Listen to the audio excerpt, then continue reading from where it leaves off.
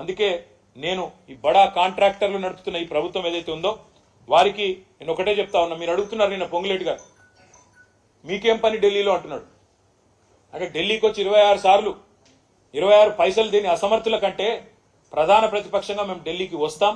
ఇక్కడ ఉన్న కేంద్ర ప్రభుత్వాన్ని, ఇక్కడ ఉన్న కేంద్రంలోని అధికారుల్ని, కేంద్రంలోని సంస్థల్ని, ప్రెస్ని కలుస్తాం. దేశ ప్రజల దృష్టికి మీ మోసాన్ని తీసుకొస్తాం. మీకెందుకు భయం అవుతుంది మేము ఢిల్లీకి వస్తే? మీకెందుకు ఇబ్బంది అవుతుందని నేను అడుగుతా ఉన్నా.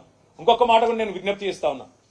मैं रिक्वेस्ट करना चाहता हूं इलेक्शन कमीशन ऑफ इंडिया को भी कि आप महाराष्ट्र और तेलंगाना की जो बॉर्डर एरिया है इसमें आप भी और चेक पोस्ट लगाओ, क्योंकि आज तेलंगाना एटीएम बन गया कांग्रेस के लिए। महाराष्ट्र के इलेक्शन में काफी सारा पैसा आज तेलंगाना से वहां तक महाराष्ट्र तक बह रहा है. అక్కడ దాకా వరద బారుతా ఉంది ఇవాళ డబ్బులది. ఖచ్చితంగా వాళ్ళు కూడా పరిశీలించాలి ఎలక్షన్ కమిషన్ కూడా నేను డిమాండ్ చేస్తా ఉన్నా. ఇంకొక మాట కూడా నేను చివరిగా చెప్తా ఉన్నా. ప్రభుత్వ వైఫల్యాలను మేము చీల్చి చెండాడుతుంటే, వీళ్ళ స్కామ్లు ఒకటి తర్వాత ఒకటి బయట పెడుతుంటే వీళ్ళకు దడబట్టుకుంది. సివిల్ సప్లై స్కామ్ ఉంది, నెక్స్ట్ పొంగులేటి శ్రీనివాసరెడ్డి గారి కంపెనీకి సంబంధించిన లీలలు నెక్స్ట్ వస్తాయి. అన్నిటికీ ఢిల్లీకి వస్తాము, బరాబర్ వస్తాము. ఢిల్లీలో తప్పకుండా ఇక్కడ విచారణ సంస్థలను కలుస్తాం. 100% మీ భరతం పడతామని చెప్పి కూడా నేను విజ్ఞప్తి చేస్తా ఉన్నా. ఇంకొక మాట కూడా నేను చెప్పి నేను ముగిస్తాను. ఇవాళ వసూళ్లు, బెదిరింపులు రాష్ట్రంలో నిరాటంకంగా సాగుతున్నాయి. రేవంత్ రెడ్డి వచ్చినాక ఇది నేనన్న మాట కాదు, స్వయంగా భారత ప్రధానమంత్రి నరేంద్ర మోడీ గారు ఆర్ఆర్ ట్యాక్స్ వసూలవుతున్న తెలంగాణలో అని చెప్పారు. నేను అడుగుతున్న ప్రధానమంత్రి గారిని, ఢిల్లీలో ఉండే ముఖ్యమైన మంత్రుల్ని, మీరు మరి ఆర్ఆర్ ట్యాక్స్ అని తెలుసు, రాష్ట్రంలో దోపిడీ నడుస్తుందని తెలుసు, వసూలు నడుస్తున్నాయని తెలుసు, ఇన్ని తెలిసి మరి మీరెందుకు చర్యలు తీసుకోవడం లేదు? మీరెందుకు ఉపేక్షిస్తున్నారు?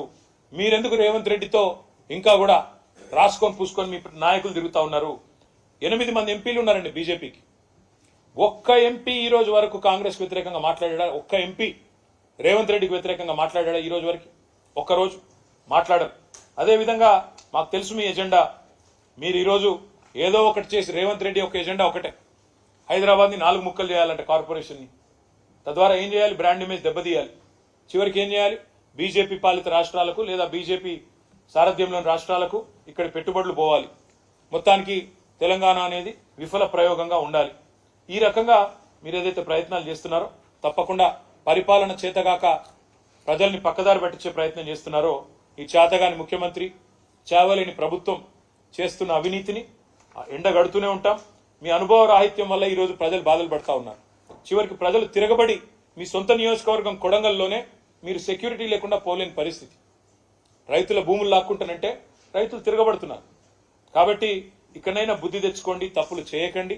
మీ అమృత్ స్కామ్ను, మీ సివిల్ సప్లై స్కామ్ను, మీ రెవెన్యూ మినిస్టర్ గారి స్కామ్లను ఒకటి తర్వాత ఒకటిగా ధారావాహికగా సీరియల్ ఎట్లయితే వస్తాయో ఎపిసోడ్ తర్వాత ఎపిసోడ్ బయట పెడుతూనే ఉంటాం. ఢిల్లీకి వస్తూనే ఉంటాం. ఢిల్లీ ద్వారా జాతి మొత్తం దృష్టికి కూడా ఇవాళ ఈ క్రోనీ క్యాపిటలిజం, ఈ కరప్షన్ ని ఎండగడతామని చెప్తూ ఇవాళ పత్రికా సమావేశంలో పాల్గొన్న మిత్రులందరికీ